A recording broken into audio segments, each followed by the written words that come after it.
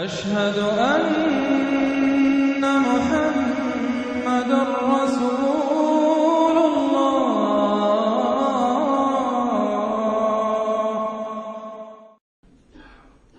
اعوذ باللہ من الشیطان الرجیم. بسم اللہ الرحمن الرحیم. حامیم والکتاب المبین. انا انزلناہ فی لیلۃ مبارکۃ انا کنا منذرین فیہا یفرق کل امر حکیم امرا من عندنا انا کنا مرسلین رحمتا من ربک انہ هو السمیع العلیم. رب السماوات والارض وما بینہما ان کنتم موقنین. صدق اللہ العظیم. رب اشرح لی صدری ویسر لی امری واحلل عقدۃ من لسانی یفقہوا قولی. اللہم ربنا الہمنا رشدنا واعذنا من شرور انفسنا. اللہم ارنا الحق حقا وارزقنا اتباعہ وارنا الباطل باطلا وارزقنا اجتنابہ. اللہم وفقنا لما تحب وترضى وتقبل منا فإنك خیر المتقبلین.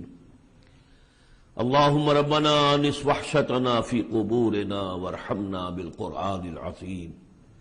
اللہم اجعلہ لنا اماما ونورا وہدا ورحمہ.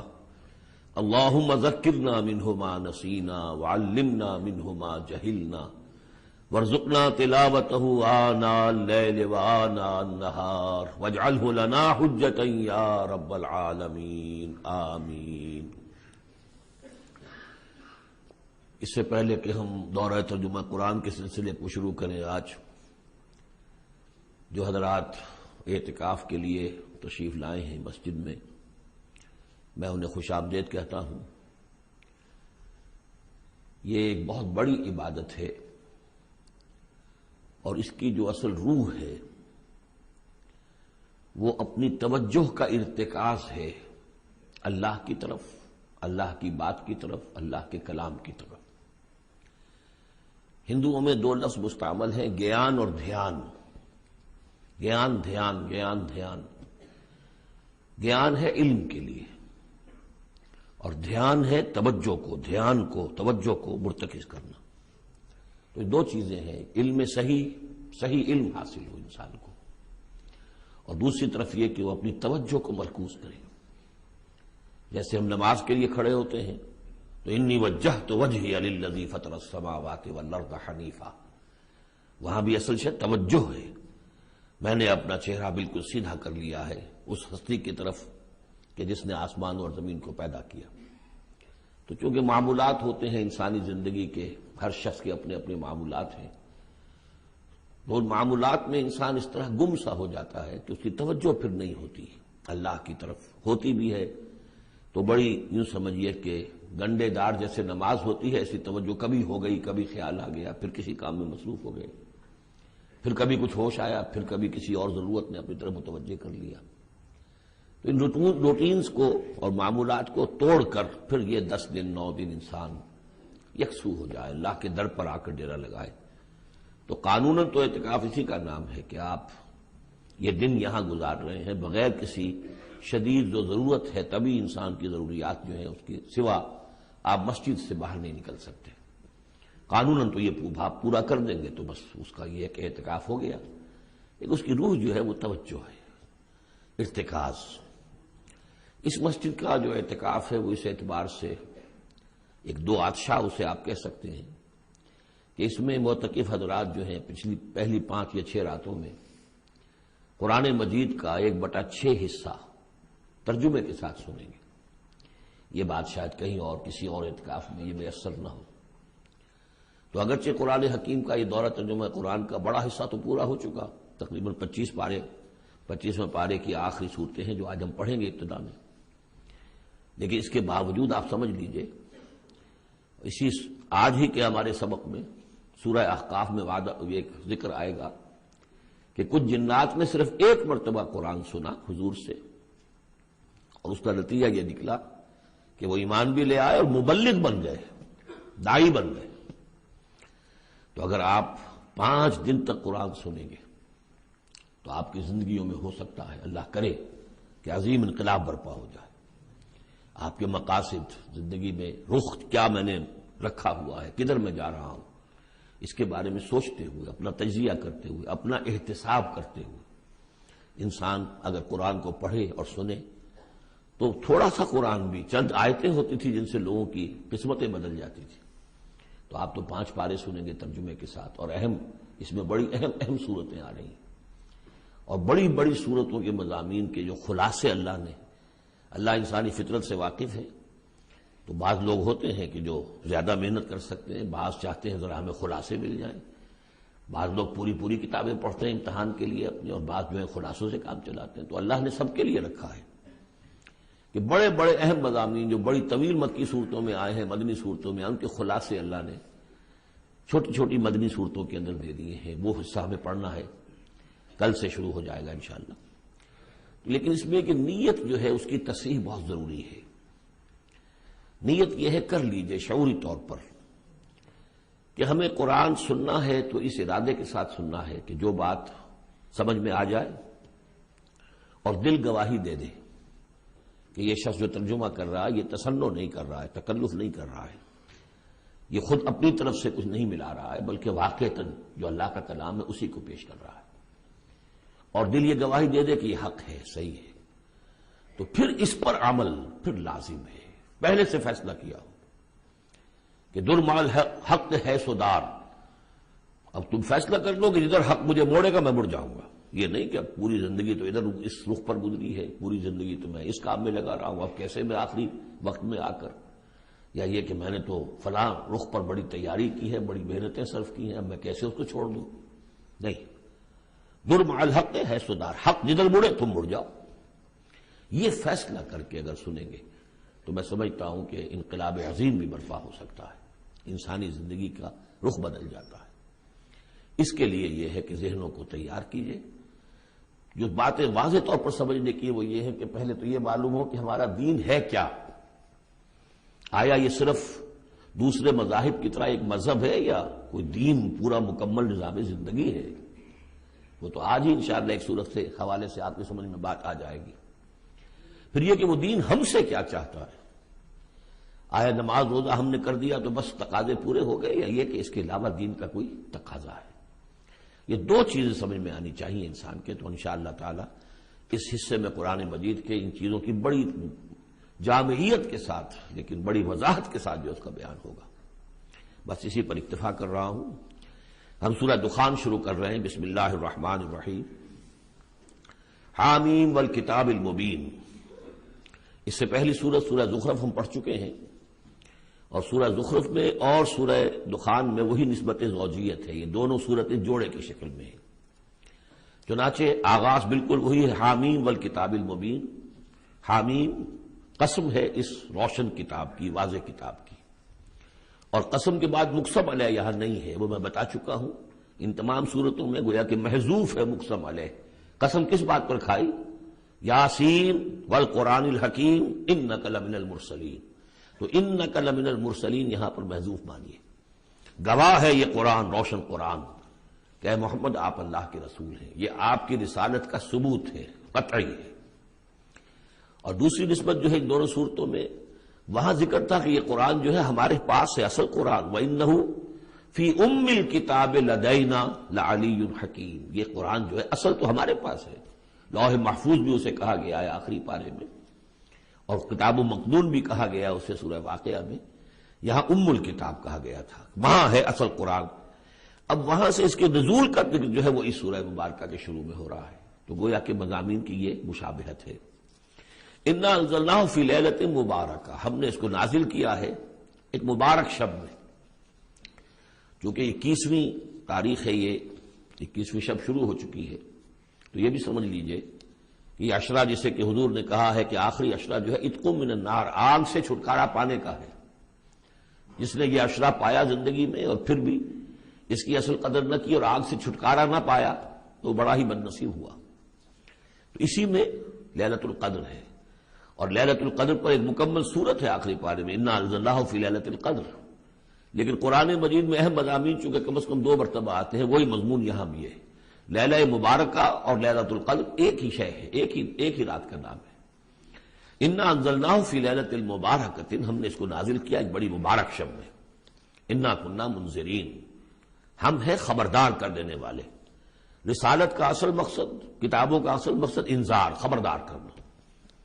یا ایھا المدثر قم فانذر، کھڑے ہو جائیے، کمر کسیے اور خبردار کر دیجئے لوگوں کو کہ زندگی یہی زندگی نہیں ہے، یہ تو زندگی کا بڑا ہی ایک چھوٹا سا حقیر سا دیباچہ ہے، اصل زندگی تو موت کے بعد ہے۔ وَإِنَّ دَارَ الْآخِرَةَ لَهِيَ الْحَيَوَانُ لَوْ كَانُوا يَعْلَمُونَ فِيهَا يُفْرَقُ كُلُّ أَمْرٍ حَكِيمٍ، اس لیلہ مبارکہ میں تمام پختہ فیصلے طے پا جاتے ہیں۔ ہم سورہ سجدہ میں پڑھ چکے ہیں کہ اللہ تعالیٰ کی جو تدبیر ہے، اس کائنات کی جو تدبیر فرما رہا ہے، تو ایک تو اس کی سکیمز بنتی ہیں، اس کے منصوبے بنتے ہیں، اس کے نقشے بنتے ہیں جو 1000 سال کے ہوتے ہیں۔ اللہ کا ایک دن 1000 سال کا ہے۔ یدبر الامر من السماء الى الارض ثم يعرج الیہ فی یوم کان مقدارہ 1000 سنۃ مما تعدون۔ لیکن پھر ہمارے حساب سے جو ہر سال کا معاملہ آتا ہے، تو یہ بھی ایک رات ایسی ہے سال کی۔ یہ اس یوں سمجھیے کہ جو کاسمک جو ایک امپائر ہے اللہ تعالی، اس یہ بجٹ سیشن ہے سال کا، اور اس میں سال کے اندر ہونے والے سارے واقعات کے ضمن میں جو کچھ ہونا ہے وہ فیصلے طے پا کر، اور یفرقو کا صحیح مفہوم ہوگا ایشو کر دیے جاتے ہیں۔ فرق کہتے ہیں علیحدہ کر دینا، گویا کہ اس رات وہ فیصلے ایشو کر کے اور ملائکہ کے حوالے کر دیے جاتے ہیں۔ تو چونکہ یہ رات وہ عظیم رات ہے کہ جس میں تمام سال کے فیصلے طے پا کر اور ملائکہ کے حوالے کر دیے جاتے ہیں کہ اب ان کی امپلیمنٹیشن کرو، وہ سول سروس ہے، وہ بیوروکریسی ہے اس کائناتی حکومت کی۔ تو اسی رات کو اللہ نے اس قرآن کو لوح محفوظ یا ام الکتاب سے اتار دیا سمائے دنیا تک۔ امرا من عندنا، اور یہ تمام احکام جو ہم طے کر لیتے ہیں اس شب میں، وہ ہماری طرف سے حکم ہوتے ہیں، طے پا چکے ہوتے ہیں۔ امرا من عندنا انا کنا مرسلین، ہم ہی ہیں بھیجنے والے۔ رحمتا من ربک، اور تمام فیصلے جو ہوتے ہیں اللہ تعالیٰ کے رحمت ہی پر مبنی ہوتے ہیں، اور خاص طور پر اس کتاب کا بھیجا جانا وہ تو ایک عظیم رحمت ہے نوع انسانی کے لیے۔ انہ هو السمیع العلیم، یقیناً وہ سب کچھ وہی ہے، سب کچھ سننے والا اور سب کچھ جاننے والا۔ رب السماوات والارض وما بینہما، وہی ہے آسمانوں اور زمین اور جو کچھ ان کے مابین ہے، ان سب کا مالک اور رب۔ ان کنتم موقنین، اگر تم یقین کرو، یعنی یہ بات مان لینا تو شاید آسان ہو، یقین کرنا مشکل ہو جاتا ہے۔ ہمیں نفس دھوکہ دیتا ہے اس کا مالک میں ہوں، یہ چیز میری ہے۔ ہونا یہ چاہیے کہ ہر شے اللہ کی ہے۔ این امانت چند روزہ نزد ماست، در حقیقت مالک ہر شے خداست۔ میرے پاس تو یہ چند دن کے لیے امانت کے طور پر، یہ ہاتھ بھی اللہ کی امانت ہے جس نے مجھے دیا ہے۔ اللہ پوچھے گا کہ تم نے غلط کام تو نہیں لیا اس سے، اور یہ ہاتھ میرے خلاف گواہی دیں گے۔ ہم پڑھ چکے ہیں اس کو، ہمارے اپنے اعضاء جو ہیں، اپنے ہاتھ، ہمارے پاؤں، ہماری کھالیں ہمارے خلاف گواہی دیں گی۔ لا الہ الا هو یحیی و یمیت، اس کے سوا کوئی معبود نہیں، وہی زندہ رکھتا ہے، وہی مارتا ہے۔ ربکم و رب آبائکم الاولین، تمہارا بھی رب ہے، آقا ہے، اور تمہارے آباء و اجداد جو پچھلے ان کا بھی وہی رب اور آقا ہے۔ بل ہم فی شک یلعبون، لیکن یہ لوگ جو ہیں شک ہی میں پڑے ہوئے، یعنی حضور جو قرآن پیش فرما رہے تھے تو جو مکے میں لوگ تھے ان کی اکثریت کا حال یہ تھا کہ وہ شکوک و شبہات میں تھے، اور یا پھر یہ کہ ہنسی مذاق بنایا ہوا تھا کہ یہ کیا ہے، کیا کہہ رہے ہیں محمد کہ آسمان سے میرے پاس وہی آ رہی ہے صلی اللہ علیہ وسلم۔ فارتقب یوم تأتی السماء بدخان مبین، تو انتظار کرو جس دن کہ آسمان لائے گا دھواں، ایک بڑے کھلا روشن دھواں۔ اس آیت کے بارے میں دو اعظم رجال جو ہیں امت کے، ان کے مابین بڑا شدید اختلاف ہے۔ عبداللہ ابن عباس رضی اللہ تعالیٰ عنہما کا کہنا یہ ہے کہ اس سے مراد ہے قیامت سے قبل ایک بہت بڑا دھواں آئے گا، اور وہ احادیث میں بھی ہے، حضور نے فرمایا ہے کہ یہ 10 نشانیاں ہیں قیامت سے فوراً قبل جو آئیں گی، یا کے بعد دیگر ان میں دخان بھی ہے۔ لیکن یہ کہ عبداللہ ابن مسعود رضی اللہ تعالیٰ، وہ بھی بڑے جلیل القدر صحابہ میں سے ہیں، وہ بڑی شدت کے ساتھ یہ رائے رکھتے ہیں کہ نہیں، اس سے مراد مکے میں جو قحط پڑا تھا وہ ہے۔ جیسا کہ ہم پڑھ چکے ہیں کہ جب بھی کسی رسول کو اللہ بھیجتا تھا تو کچھ ایسی مصیبتیں بھی ساتھ نازل کرتا تھا تاکہ لوگ جو ہیں وہ عیش کے اندر تو زیادہ آدمی غافل ہوتا ہے، تکلیف میں کچھ نہ کچھ بیدار ہو کر اللہ کی طرف متوجہ ہوتا ہے۔ تو یہ متوجہ ہو جائیں، سنیں اور غور کریں، تبھی تو کوئی بات سمجھ میں آئے گی۔ تو وہاں مکے میں بھی ایک قحط آیا تھا، اور قحط میں یہ ہوا تھا کہ جب بارش بالکل نہ ہو تو بالکل صحرا کے علاقے میں تو آپ سمجھیے کہ وہ گردہ ہی گردہ، وہ دھواں سا پورا جو ہے فضا کے اندر اٹھ جاتا ہے۔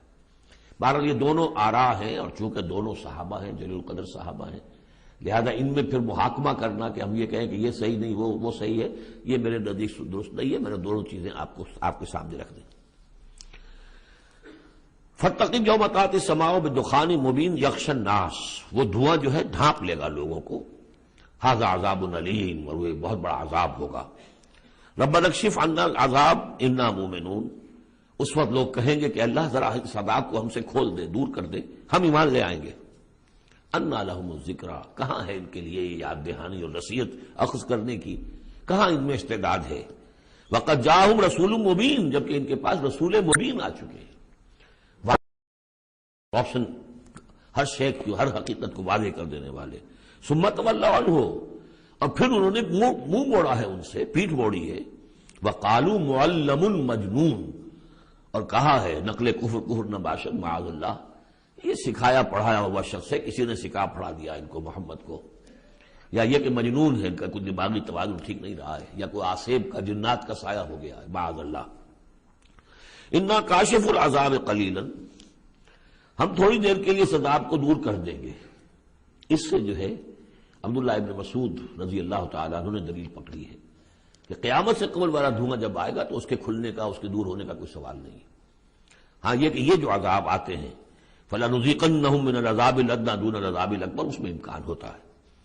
اِنَّكُمْ عَائِدُونَ، لیکن تم لوگ پھر وہی کچھ کرو گے جو پہلے کر رہے تھے، جیسے قوم موسیٰ کو ہم دیکھ چکے ہیں، 7 اس قسم کی نشانیاں ان کے سامنے آئیں۔ ہر مرتبہ انہوں نے کہا کہ اگر تم اے موسیٰ ذرا اس کو دور کروا دو، اپنے رب سے دعا کرو، پھر ہم ایمان لے آئیں گے، لیکن ہر مرتبہ پھر وہ اس سے منکر ہو گئے۔ یوم نبطش البطشۃ الکبریٰ، جس دن کہ ہم انہیں پکڑیں گے بڑی پکڑ، یعنی بڑا عذاب جب آئے گا، انا منتقمون، تب ہم ان سے پورا انتقام لیں گے۔ وَلَقَدْ فَتَنَّا قَبْلَهُمْ قَوْمَ فِرْعَوْنَ، اور ہم نے ان سے پہلے فرعون کی قوم کو بھی آزمایا تھا۔ وَجَاءَهُمْ رَسُولٌ كَرِيمٌ، ان کے پاس بھی ایک بہت ہی باعزت رسول آئے تھے، حضرت موسیٰ علی نبینا وعلیہ الصلاۃ والسلام، ان ادوا الی عباد اللہ، انہوں نے مطالبہ کیا تھا کہ اللہ کے بندوں کو میرے حوالے کر دو، بنی اسرائیل کو میرے ساتھ جانے دو۔ انی لکم رسول امین، میں تمہارے لیے ہوں ایک امانت دار رسول، میں وہی پیغام لے کر آیا ہوں جو اللہ نے دیا ہے تمہارے رب نے۔ وَاللَّهُ تَعَالَى عَلَى اللَّهِ، دیکھو اللہ کے مقابلے میں سرکشی نہ کرو، یعنی میرے مخالفت کرو گے، میں اللہ کا رسول ہوں، اس کا نمائندہ ہوں، تو گویا کہ اللہ کے مقابلے میں سرکشی ہے۔ انی آتیکم بسلطان مبین، میں تمہارے پاس لے کر آیا ہوں ایک کھلی سند۔ وَإِنِّي عُذْتُ بِرَبِّي وَرَبِّكُمْ أَن تَرْجُمُونَ، اور میں نے پناہ پکڑ لی ہے اپنے رب کی جو تمہارا بھی رب ہے، لیکن تم مانتے نہیں ہو اس کو، کہ تم مجھے سنسار نہ کر سکو۔ وَإِن لَّمْ تُؤْمِنُوا لِي فَاعْتَزِلُونِ، تو اگر تم میری بات مانتے نہیں ہو تو کم سے کم مجھ سے دور رہو، میرے خلاف کسی اقدام کی کوشش نہ کرو۔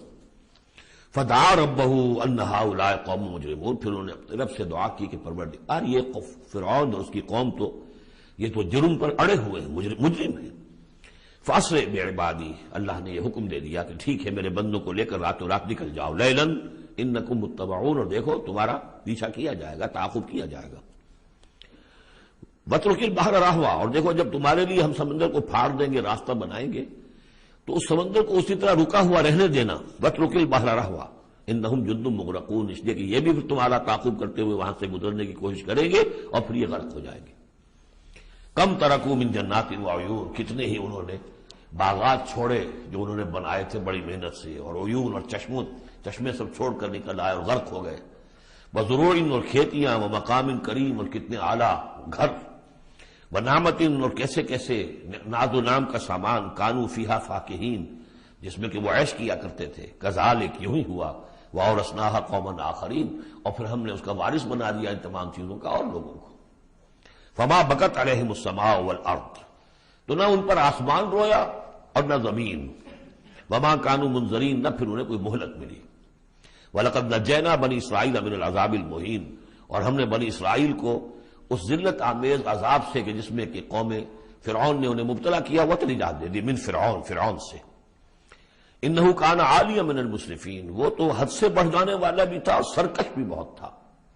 ایک تو شخص صرف یہ کہ معصیت کا ارتکاب کرتا ہے، گناہوں کا ارتکاب کرتا ہے، حد سے گزر جاتا ہے، ایک سرکش بھی ہوتا ہے، دوہرا دوہرا جرم۔ وَلَقَدِ اخْتَرْنَاهُمْ عَلَىٰ عِلْمٍ عَلَى الْعَالَمِينَ، اور ہم نے بنی اسرائیل کو علم کے باوجود ہم نے انہیں پسند کیا تھا تمام جہان کی قوموں پر، یعنی بنی اسرائیل کی جو بھی خرابیاں یا کوتاہیاں وہ بھی ہمارے علم میں تھیں، لیکن یہ کہ پھر بھی ہم نے انہیں قبول کیا۔ اور واقعہ یہ کہ بہت بڑی ان کو اللہ تعالیٰ نے ان کو بڑی فضیلت دی۔ 2 مرتبہ سورہ بقرہ میں وہ آیت ہم پڑھ چکے ہیں، یا بنی اسرائیل اذکروا نعمتی التی انعمت علیکم وانی فضلتکم علی العالمین۔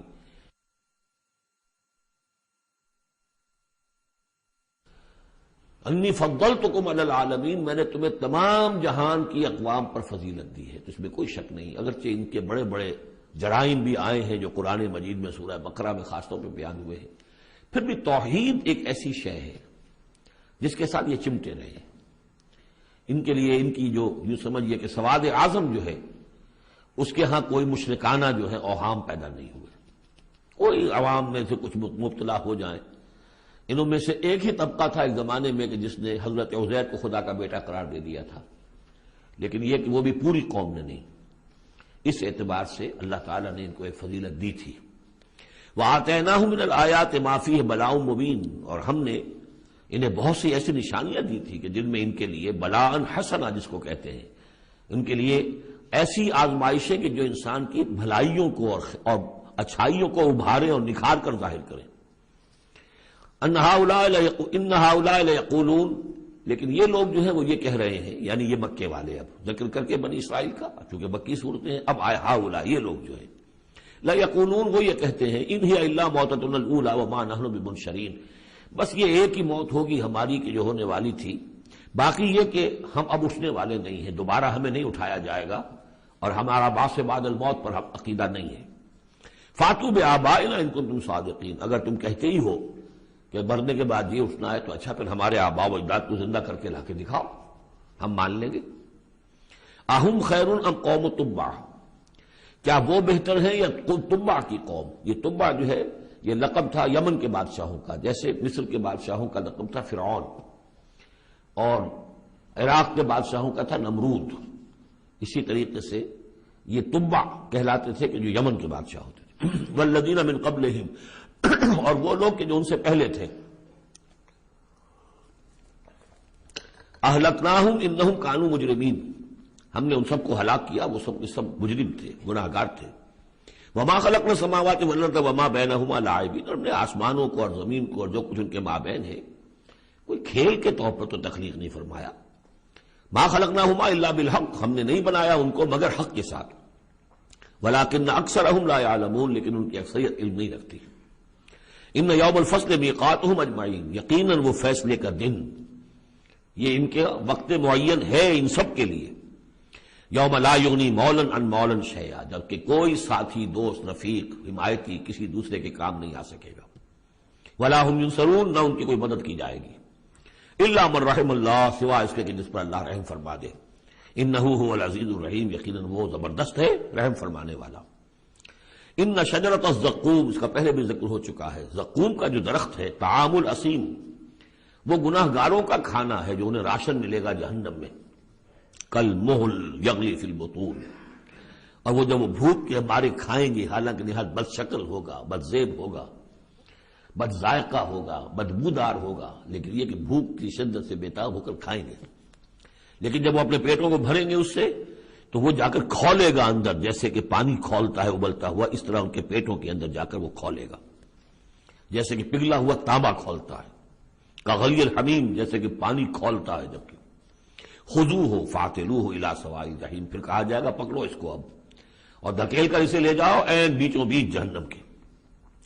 ثم صبوا فوق راسہ من عذاب الحمیم، پھر اس کے سر کے اوپر ذرا کھولتے پانی کے تریڑوں کا عذاب دو، ذق، چکھو، انک انت العزیز الکریم، یقیناً تم تو بڑے زبردست ہو، بڑے باعزت ہو۔ اب ابو جہل سے کہا جائے گا نا تمہیں تو بڑا فخر تھا، تم تو بہت اکڑتے تھے، اے ولید بن مغیرہ تمہیں اپنی دولت پر جائیداد پر بڑا فخر تھا، اب چکھو یہ مزہ، ذق انک انت العزیز الکریم، ان ھذا ما کنتم بہ تمترون، یہ وہ چیز ہے جس کے بارے میں تم دھوکے میں پڑے ہوئے تھے یا شک کر رہے تھے۔ ان المتقین فی مقام امین، اس کے برعکس جو متقی ہوں گے اللہ کے بندے وہ ہوں گے بڑے امن والی جگہ پر، پرسکون، فی جنات و عیون، باغات میں اور چشموں میں، یلبسون من سندس و استبرق متقابلین، لباس انہوں نے پہنا ہوگا جو باریک ریشم کا بھی ہوگا اور گاڑھے کا بھی، یعنی یہ کہ انسان کا جو نیچے کا حصہ لباس ہوتا ہے وہ گاڑھا ہوتا ہے، گاڑھا ریشم، اور اوپر جو ہے وہ باریک ریشم، متقابلین ایک دوسرے کے سامنے رخ کر کے بیٹھے ہوں گے، کذالک ایسے ہی ہوگا، وزوجناہم بحور عین، اور ہم ان کی شادی کر دیں گے، ان کو بیاہ دیں گے حوروں سے کہ جو بڑی بڑی آنکھوں والی ہوں گی، یدعون فیہا بکل فاکہۃ آمنین، پھر وہ آرڈر کریں گے، بلائیں گے، طلب کریں گے اس میں ہر طرح کی چیز بڑے اطمینان کے ساتھ، جو پھل چاہیں گے آرڈر دیں گے، لا یذوقون فیہا الموت الا الموتۃ الاولی، اب انہیں موت نہیں آئے گی، وہ موت جو آ چکی بس اس کے بعد اب کوئی موت نہیں، اب جنت میں ہمیشہ ہمیشہ کا قیام ہوگا، ووقاہم عذاب الجحیم، اور اللہ تعالیٰ نے ان کو بچا لیا ہے عذاب جہنم سے، اللہم ربنا اجعلنا منہم، اللہ تعالیٰ ہمیں بھی ان میں شامل کرے، فضلا من ربک، اور یہ فضل ہوگا تیرے رب کی طرف سے، یقیناً ان کے اعمال بھی ہوں گے، ان کی اپنی محنتیں بھی ہوں گی، لیکن یہ کہ صرف محنت اور صرف عمل نہیں، اللہ کا فضل، اس کا کرم، اس کی رحمت بھی ضروری ہے، ذالک هو الفوز العظیم، یقیناً یہ بہت بڑی کامیابی ہے، فإنما يسرناه بلسانک لعلهم يتذکرون، تو ہم نے اے محمد صلی اللہ علیہ وسلم اس قرآن کو آپ کی زبان پر آسان کر دیا ہے، یہ بڑی فصیح زبان ہے قرآن کی، عربی زبان جو ہے کوئی ثقیل نہیں ہے، آپ مقامات حریری کتاب پڑھ کر دیکھیے، ایک ایک حرف کے اوپر جو ہے اتنے بھاری بھرکم الفاظ، جو یوں سمجھیے کہ جو بہت ہی نامانوس الفاظ ہوں استعمال کرتا ہے، ایک شخص اپنا دکھانا چاہتا ہے کہ میری ووکیبلری اتنی ہے، لیکن اللہ کے سامنے تو مقصد یہ ہے کہ لوگ سمجھ جائیں، اللہ کو اپنے علم کا مظاہرہ مقصود نہیں ہے، بلکہ یہ کہ تاکہ لوگ سمجھیں، تو بہت سادہ، سہل ممتنع جس کو کہا جاتا ہے عربی زبان میں، سہل ممتنع، فصاحت و بلاغت کی معراج، لیکن بہت آسان، فإنما یسرناہ بلسانک لعلہم یتذکرون، تاکہ وہ اسے نصیحت اخذ کریں، اس کو سمجھ سکیں، فرتقب انہم مرتقبون، تو اے نبی آپ بھی انتظار کیجئے، یہ بھی انتظار کر رہے ہیں، فرتقب اسی کے آگے وہ دخان مبین جو آنے والا ہے، گویا کہ اس کی پیش کی خبر دے دی گئی کہ اب وہ عذاب تم پر جو آئے گا، وہ عذاب کی جس کی عبداللہ ابن مسعود رضی اللہ تعالیٰ عنہ کے نزدیک وہ قحط کا عذاب تھا۔